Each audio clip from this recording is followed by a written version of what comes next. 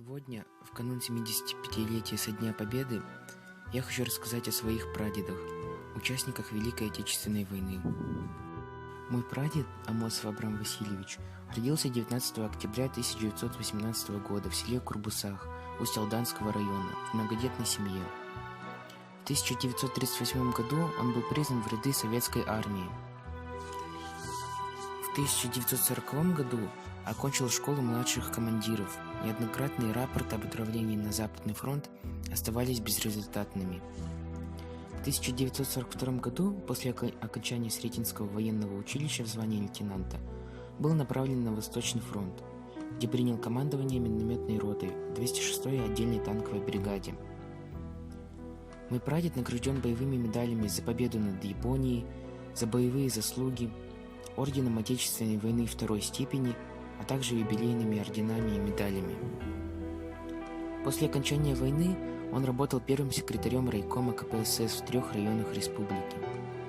С 1969 года работал первым заместителем председателя правления Холбос, где проработал до 1983 года.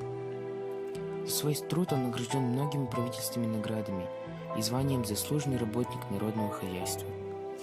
А мой второй прадедушка, Ануфриев Егор Дмитриевич, родился 12 мая 1925 года в Юдальском наследии Усть-Майского района. В 1943 году он был призван в ряды советской армии. После окончания курсов пулеметчиков был направлен в 579-й стрелковый полк действующей армии, где прослужил пулеметчиком до 15 мая 1946 года.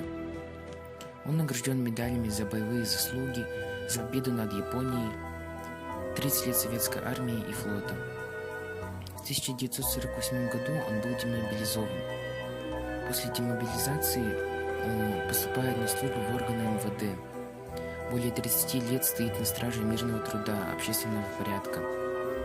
За безупречную и добросовестную службу награжден дважды знаком «Отличник милиции», а также медалью за безупречную службу. Я горжусь своими прадедами.